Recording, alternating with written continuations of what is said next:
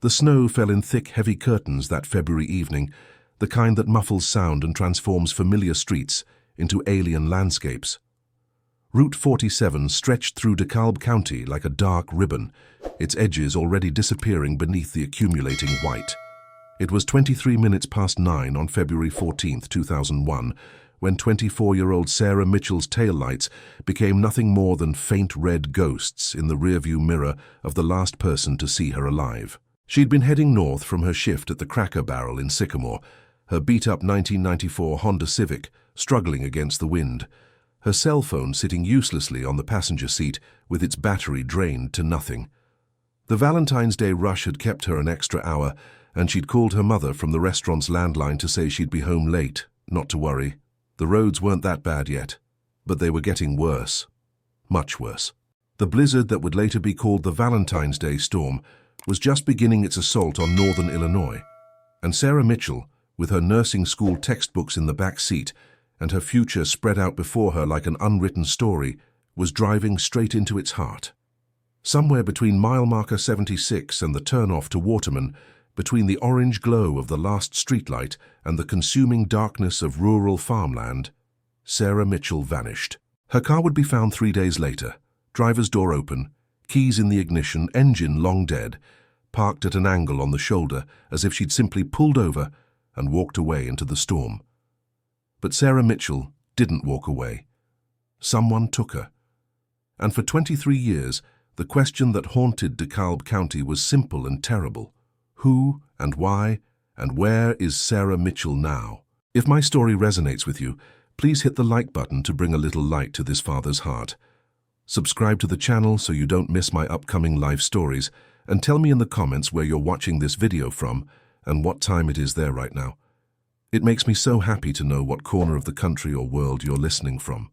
Sarah Ann Mitchell was born on October 3, 1976, in the small city of DeKalb, Illinois, a place known primarily for barbed wire and the university that bears the city's name. She was the middle child of 3, sandwiched between an older brother who joined the army and a younger sister still in high school.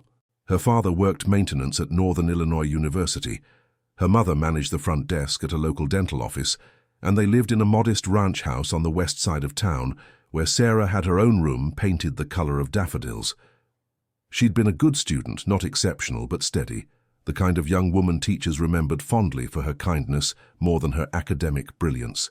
After graduating from DeKalb High School in 1995, she'd worked various jobs while taking classes at Kishwaukee College, finally finding her calling in nursing.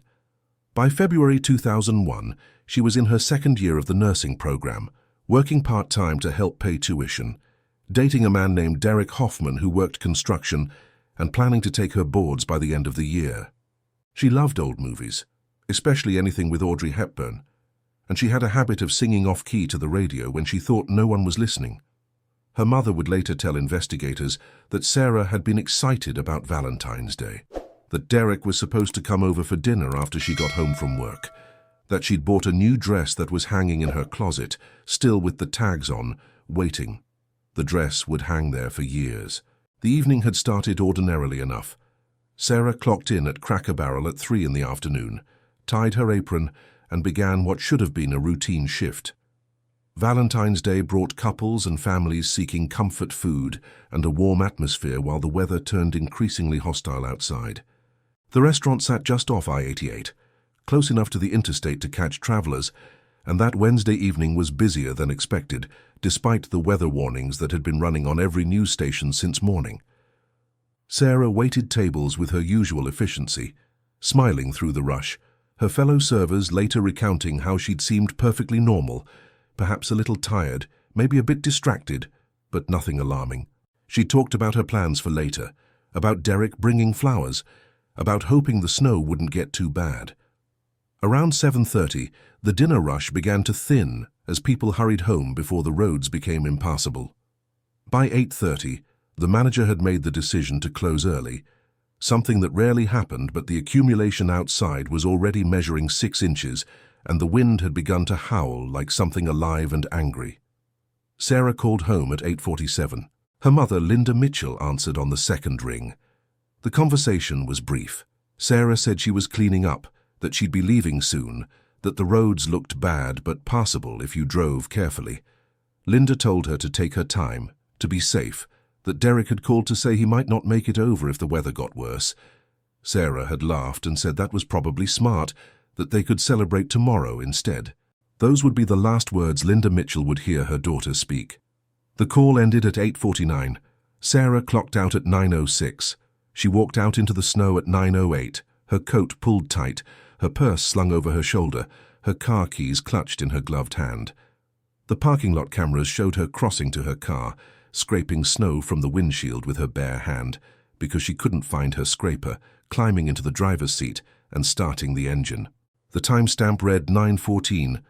The taillights flared red in the darkness, and then her car rolled forward, turning right onto Route 64, then right again onto Route 47, heading north toward home. The distance from the Cracker Barrel to the Mitchell house was approximately 18 miles, a drive that normally took about 25 minutes. In good weather, Sarah could have been home by 9:40. But the weather wasn't good. The snow was falling at a rate that would eventually total 16 inches, with wind gusts reaching 40 miles per hour, creating whiteout conditions and drifts that swallowed the road's edges. Still, Sarah was a local. She'd driven these roads her entire life. She knew to take it slow, to keep her distance from other vehicles, to watch for black ice. She'd made the drive countless times before, through rain and fog and previous snowstorms. There was no reason to think this night would be different. Except it was. Somewhere in those 18 miles, somewhere in that howling darkness, Sarah Mitchell's ordinary drive home became something else entirely.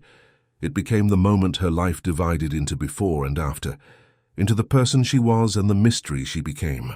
The last confirmed sighting was at 9:23, when a snowplow driver heading south on Route 47 passed a small dark sedan that matched the description of Sarah's Honda.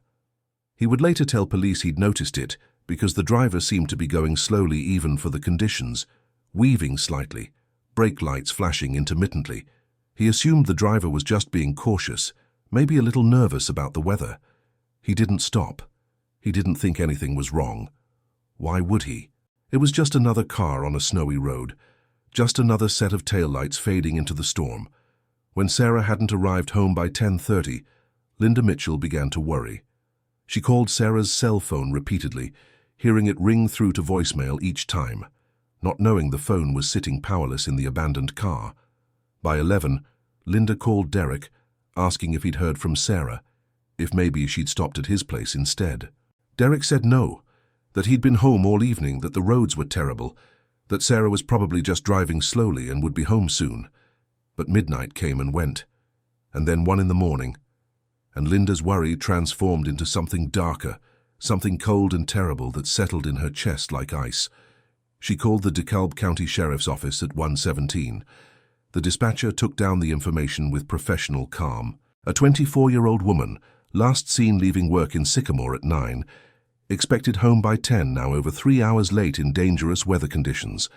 The dispatcher assured Linda that they would keep an eye out, that officers were responding to multiple weather-related incidents, that Sarah had most likely pulled over somewhere to wait out the worst of the storm, that she was probably safe and would turn up soon. It was the kind of reassurance that felt hollow, even as it was spoken. Linda didn't sleep that night. She sat by the front window, watching the snow fall and fall and fall, watching the street disappear, watching the hours pass, waiting for headlights that never came. The search began at first light, though calling it first light was generous given the grey, heavy sky that provided barely more illumination than the night had. The storm had passed but left behind a transformed landscape, snowdrifts measuring 4 and 5 feet in places, roads reduced to single lanes, visibility still limited by blowing snow. DeKalb County Sheriff's deputies began driving Route 47, looking for any sign of the missing Honda Civic, checking the ditches, scanning the fields. Sarah's father and brother joined the search, along with Derek and several family friends, creating a slow-moving caravan of concerned faces and growing dread. The hours passed with agonizing slowness. Every snowbank could have hidden a car.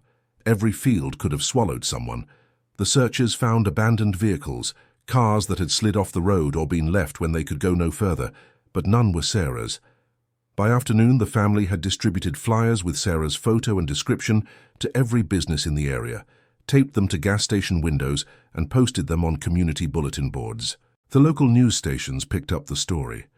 A young woman missing in the storm, last seen heading home, vanished. The community of DeKalb and surrounding towns responded with an outpouring of concern. Volunteers joined the search. The phone at the Mitchell house rang constantly with offers of help, with claimed sightings that went nowhere, with the well-meaning but ultimately useless sympathy of strangers. It was Sunday, February 18th, 4 days after Sarah disappeared, when her car was finally found. A farmer checking his fields along Route 47, about 3 miles north of the last place she'd been seen by the snowplow driver, spotted something dark against the white expanse. He drove closer on his tractor and realized it was a car, a small sedan parked on the shoulder at an odd angle, the driver's side door hanging open, snow drifted inside, the interior visible and empty. He called the sheriff's office immediately. Within 30 minutes, the scene was swarming with law enforcement. The Honda Civic's license plate confirmed it was Sarah Mitchell's vehicle. The keys were still in the ignition, turned to the off position. Her purse was on the floor of the passenger side, her wallet inside with all her cash and credit cards still present. Her dead cell phone was plugged into the cigarette lighter charger, though the car battery had long since died. Her coat was gone, presumably on her body, but her gloves were on the dashboard. Most chillingly, there were no signs of a struggle, no blood, no damage to the vehicle beyond normal wear and tear, no indication of why she had stopped or where she had gone. The car had simply been abandoned, door open, engine off, on the side of a rural highway in the middle of a blizzard. The official investigation file would later describe the scene as inconsistent with voluntary departure, but also lacking clear evidence of foul play. Investigators processed the vehicle with meticulous care. They photographed everything, dusted for fingerprints, collected trace evidence, examined the tires and undercarriage for any indication of why the car had stopped. The theory that emerged was mechanical failure, perhaps a flat tire or engine trouble that had caused Sarah to pull over. But the tires were all intact, properly inflated. The engine, when examined, showed no obvious problems beyond a dead battery from sitting in the cold. There was no reason the car shouldn't have run. So why had Sarah stopped? And more importantly, what had happened after she stopped? The snow had covered any footprints, any tire tracks from other vehicles, any physical evidence that might have indicated whether Sarah had been met by someone she knew, whether another vehicle had stopped, whether she'd been forced into another car or had accepted a ride willingly. The storm had erased everything, leaving only questions and that terrible open door like a wound in the scene. Search and rescue teams combed the surrounding area on foot, wading through snow, checking out buildings and abandoned structures, calling Sarah's name into the wind. Search dogs were brought in, German shepherds trained to find human scent, but the trail was days old and contaminated by the weather and the previous searchers. The dogs circled the car, moved a few feet in one direction then another, and finally sat down, unable to pick up a clear trail. It was as if Sarah Mitchell had simply evaporated. The investigation expanded rapidly. Detectives from the DeKalb County Sheriff's Office interviewed everyone who had been at Cracker Barrel that night, every customer Sarah had served, every co-worker who had seen her leave. They pulled the surveillance footage not just from the restaurant, but from every business along Route 47 that had cameras, looking for any glimpse of Sarah's car after 9:23. They found nothing. The route she should have taken was lined with dark stretches between small towns, farmland and forest preserves, places where someone could disappear and not be found for months or years. Derek Hoffman was questioned extensively. This is standard procedure in missing persons cases involving young women. The boyfriend or husband is always the first suspect, and Derek understood this even as it wounded him. He provided a timeline of his evening, confirmed by phone records and his parents who lived with him. He'd been home. He had an alibi.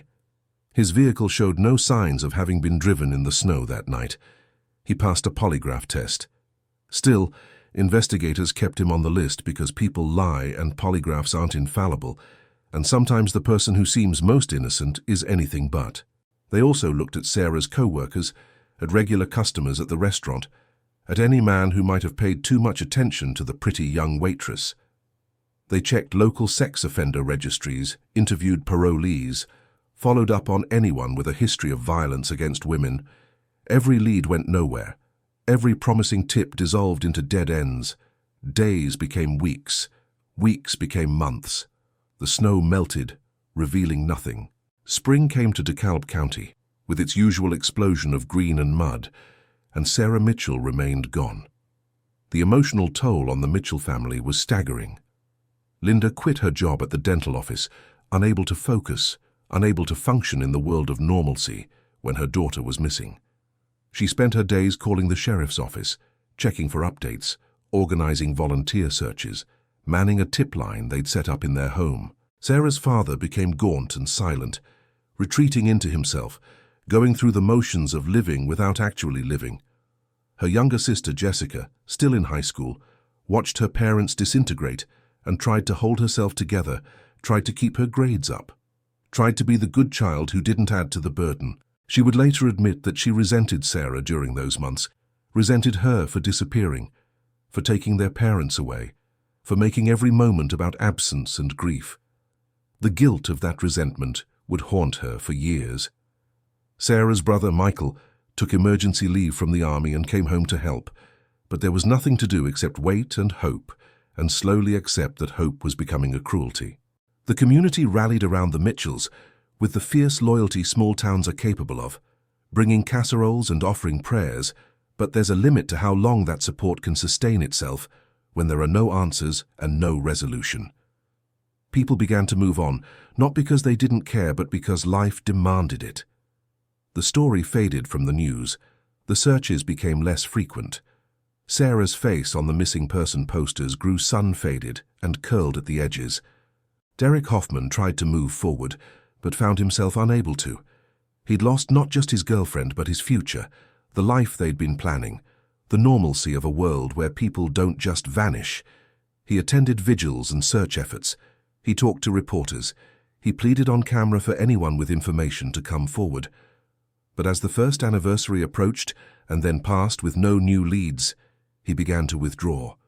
Friends would later say he became a different person, harder, more distant, haunted by guilt that he hadn't insisted on picking Sarah up from work that night, that he'd let her drive alone into the storm.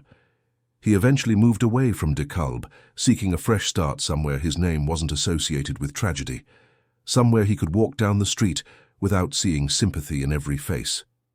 The Mitchell family couldn't leave.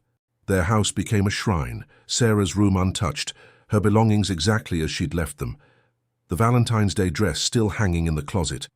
Linda kept Sarah's cell phone number active for years, paying the bill every month, because stopping the service felt too much like admitting she was never coming home. Every February 14th became a day of agony. The date circled on the calendar like a scar. The case file at the sheriff's office grew thicker with dead ends and false leads. Someone claimed to have seen Sarah at a truck stop in Iowa. Another witness swore they'd spotted her getting on a bus in Chicago. A psychic contacted the family, claiming to know where the body was buried. None of it led anywhere.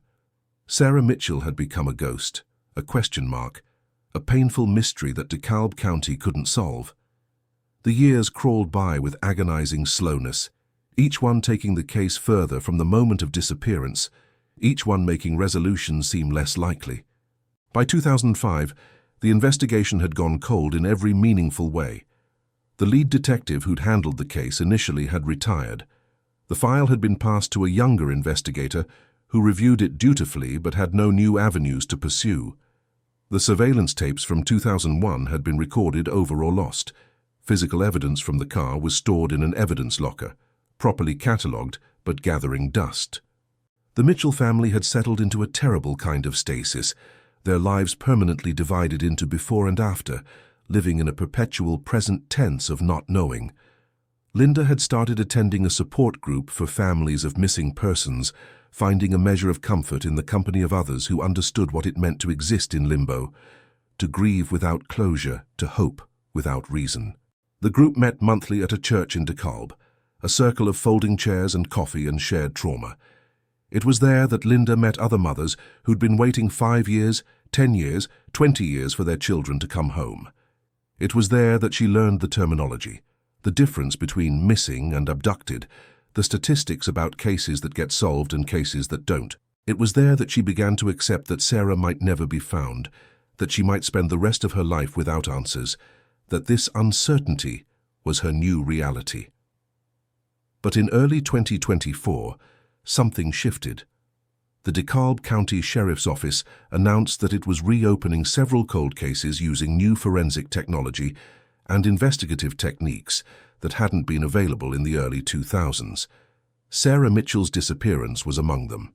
A new task force was assembled, pulling together investigators from multiple agencies, along with forensic specialists and analysts trained in the latest methodologies. They began by re-examining all the physical evidence, particularly items collected from Sarah's car. In 2001, DNA testing existed, but was far more limited in its application and sensitivity. Touch DNA, the ability to extract usable genetic material from skin cells left on objects, was still in its infancy. In 2024, those same items from Sarah's car, her keys, her phone, the steering wheel, were tested again using advanced techniques. And this time, they found something. A partial DNA profile, male, from the driver's side door handle. It wasn't Sarah's DNA. It wasn't anyone in her family. It wasn't Derek Hoffman, it was someone else, someone who had touched that door handle, someone whose genetic material had sat in an evidence locker for 23 years, waiting for technology to catch up. The DNA was run through databases, through CODIS, the combined DNA index system that links federal, state, and local forensic laboratories. And there was a hit. Not a perfect match, but close enough to indicate a familial relationship. The profile matched a man serving time in an Indiana prison for armed robbery, but more importantly, it was a genetic near match to his brother, a man named Robert Dale Kershaw, who in 2001 had been 42 years old, living in a small town called Malta, Illinois, just 8 miles from where Sarah's car had been found. Robert Kershaw was a truck driver, divorced, with a history of minor arrests for DUI and domestic disturbance. In 2001, he'd been questioned briefly during the initial investigation because he'd called in a tip claiming to have seen a woman matching Sarah's description walking along Route 47 the night of the blizzard. But his story had been dismissed as unreliable, and investigators had moved on. Now his name was back on the list, but this time with DNA evidence placing him in contact with Sarah's car. Detectives began building a case. They pulled Robert Kershaw's entire history, his employment records, his driving logs from 2001, his financial transactions, his phone records from that period. What they found was chilling. On February 14, 2001, Kershaw had not been on a long haul as he'd claimed when initially questioned. His driving logs showed he'd been scheduled for time off. His truck had been in the lot at the company where he worked. His personal vehicle, a 1996 Dodge pickup, had been registered in his name and would have been available for use that night. Cell tower data from his phone, newly analyzed using modern techniques, placed him in the area of Route 47 around the time Sarah disappeared.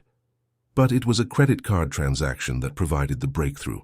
On February 15, 2001, at 6:30 in the morning, Robert Kershaw had purchased gasoline at a station in Rochelle, Illinois, about 20 miles west of where Sarah's car was found.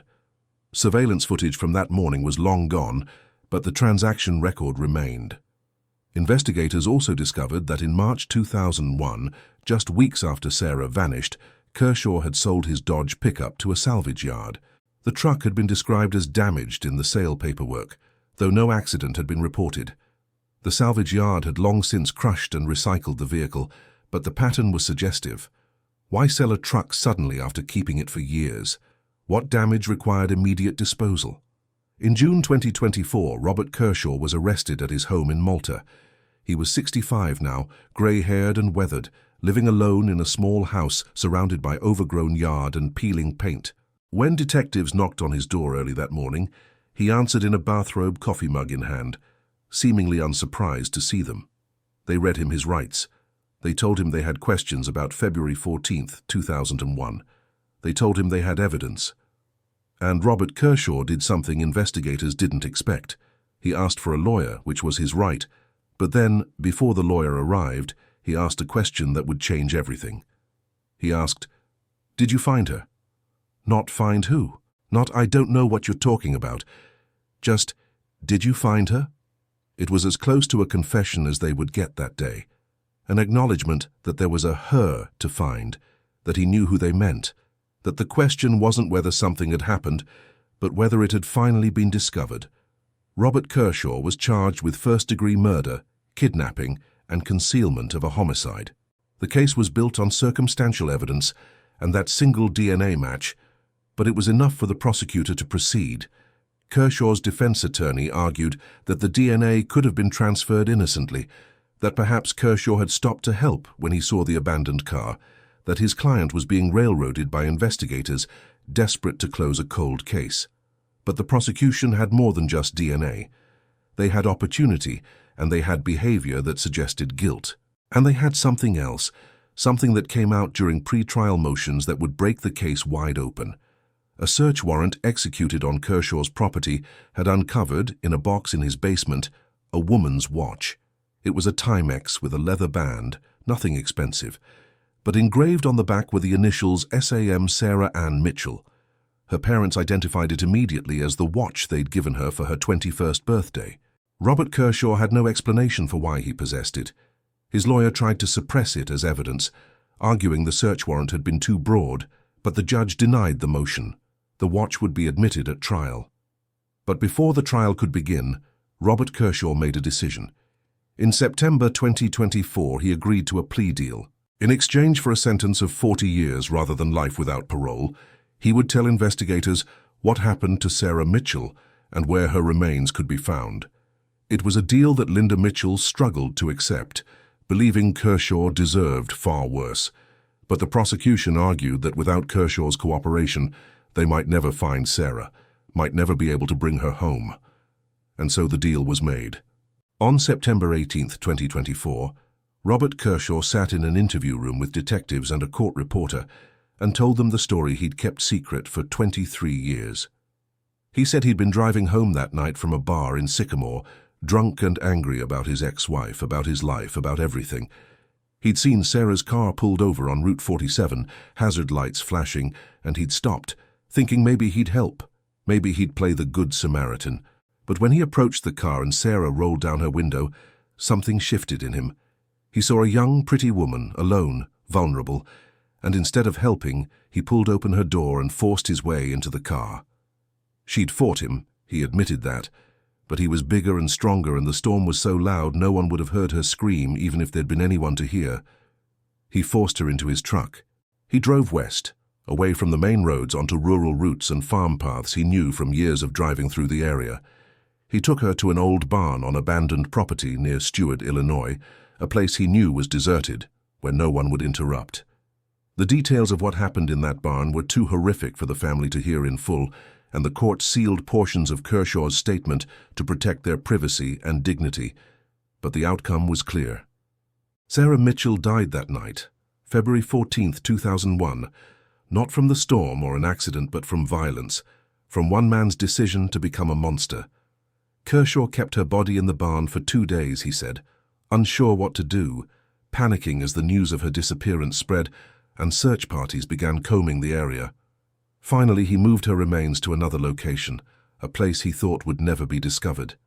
He led investigators to that location in late September, a wooded area near Paw Paw, Illinois, roughly 30 miles from where Sarah's car had been found. The land was part of a larger forest preserve, dense with trees and undergrowth, accessible only by a barely visible trail. Forensic teams spent 3 days excavating the site, carefully removing layers of earth and decomposed organic material. They found Sarah Mitchell on September 23, 2024, or what remained of her. 23 years in the ground had reduced her to bones and fragments of fabric, but dental records confirmed the identity beyond doubt. Sarah Ann Mitchell was finally coming home. The news hit DeKalb County like a shockwave. After more than 2 decades of uncertainty, the community finally had answers, but they were answers no one wanted. The story dominated local and regional news. Vigils were held. The Mitchell family, through their attorney, released a statement thanking law enforcement for their perseverance, but asking for privacy as they processed their grief. Linda Mitchell told one reporter that knowing was both a relief and a renewed agony. That she'd spent 23 years hoping Sarah was alive somewhere, maybe with amnesia, maybe having chosen to start a new life. And that hope, however unrealistic, had been a lifeline. Now that lifeline was cut. Sarah hadn't chosen to leave. She'd been taken. She'd been murdered. She'd been discarded in the woods like she was nothing. The finality of it was crushing. But there was also something else, something Linda described as a small, painful mercy. Sarah could be buried now. She could have a headstone. The family could have a place to visit, to leave flowers, to sit and talk to her. The not knowing had been its own kind of torture, and that torture was over. Robert Kershaw was sentenced on November 7, 2024, in a DeKalb County courtroom packed with spectators and media. Linda Mitchell read a victim impact statement that left no dry eyes in the room. She described Sarah as a daughter who sang off-key and loved Audrey Hepburn movies and wanted to be a nurse so she could help people. She described the 23 years of agony, of waiting, of hoping, of the slow death of that hope. She described what it had done to her family, how her husband had died in 2019, never knowing what happened to his daughter, how her son had struggled with PTSD from the trauma of his sister's disappearance, how her younger daughter had been robbed of her childhood. She looked directly at Kershaw and told him that he hadn't just killed Sarah, he'd damaged everyone who loved her, that his actions had rippled out across decades and destroyed multiple lives. Kershaw sat impassive, showing no emotion, offering no apology. The judge sentenced him to 40 years as agreed in the plea deal, meaning that at 65, Kershaw would be in prison until he was at least in his 90s, if he lived that long. It wasn't life without parole, but it was close enough. He was led from the courtroom in shackles, and the Mitchell family walked out into the November afternoon with something they hadn't had in 23 years. Closure. Sarah Ann Mitchell was laid to rest on November 16, 2024, at Fairview Park Cemetery in DeKalb. The funeral drew hundreds, people who'd known her, people who'd searched for her, people who'd followed her story for more than 2 decades. The service was both a goodbye and a homecoming, a chance to finally mourn properly, to celebrate the life she'd lived rather than focusing only on how it ended. Friends spoke about her kindness, her determination, her dreams of becoming a nurse. Her sister Jessica, now 41 years old with children of her own, read a letter she'd written to Sarah years ago, but never had the chance to send. A letter about growing up without her, about missing her, about the guilt of moving forward when Sarah was frozen in time. The cemetery was cold that day. Appropriate somehow, winter beginning its annual return. Sarah's grave was next to her father's, reuniting them. The headstone bore her name, her dates, and a simple inscription chosen by her mother. Finally home, forever loved, never forgotten. The case of Sarah Mitchell's disappearance and murder raised questions about how many other cold cases might be solved with modern forensic technology, how many families might still be waiting for answers that are sitting in evidence lockers, waiting for science to catch up with justice. The DeKalb County Sheriff's Office announced it would continue reviewing unsolved cases from the 1980s through early 2000s, using the same techniques that had finally brought Sarah home. Other jurisdictions across Illinois and the nation took notice. There's talk of increased funding for cold case units, of mandatory reviews every few years as technology advances, of not letting time erase the obligation to seek truth. Because Sarah Mitchell wasn't just one young woman who disappeared on a snowy night in 2001. She was a daughter, a sister, a girlfriend, a future nurse, a human being with value and dignity and the right to justice. And somewhere in DeKalb, a porch light that Linda Mitchell had kept burning for 23 years finally went dark, because Sarah was home and the vigil was over, replaced by the quieter, deeper work of healing and remembering. This story ends in a cemetery, but it begins with a choice. The choice Robert Kershaw made on February 14, 2001, to see another person, not as human, but as opportunity, to let whatever darkness lived in him rise to the surface and act. That choice stole Sarah Mitchell's future, stole her mother's peace, stole years of joy from a family that did nothing to deserve such pain. But this story also demonstrates that justice, though delayed, can still arrive. That cases marked closed can be reopened. That evidence can wait patiently for the technology to read it properly. That families who refuse to give up, who keep telling their loved one's story, who keep demanding answers, can sometimes, finally, receive them. DeKalb County remembers Sarah Mitchell now not as the young woman who vanished into a blizzard, but as the young woman who was found, who was brought home, whose killer was caught and punished, whose story, painful as it is, has an ending. And in that ending, there is a measure of peace. Not the peace of a life well lived to its natural conclusion, but the peace of a debt paid, a wrong acknowledged, a name cleared from the list of the missing and placed, finally, among those who can rest. The Valentine's Day storm of 2001 is remembered in northern Illinois for the snow that paralyzed the region for days, but in the Mitchell family, it's remembered as the night Sarah was taken. And now, 23 years later, it's also remembered as the beginning of a journey that ended with her coming home. May her memory be a blessing. May her story remind us to stay vigilant, to look after one another, to never dismiss a missing person as simply gone. Because every missing person is someone's daughter, someone's sister, someone who matters, and they all deserve to be found.